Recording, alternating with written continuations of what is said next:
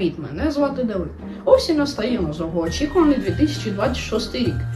Я бажаю, щоб цей новий рік приніс із собою цілий мішок радості, сміху та крутих сюрпризів. Нехай усі ваші шкільні завдання стануть легкими, а у щоденнику з'являються лише найвищі оцінки. Бажаю, щоб у вас були вірні друзі для ігор та веселих пригод.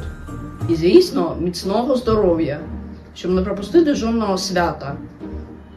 З новим щастям!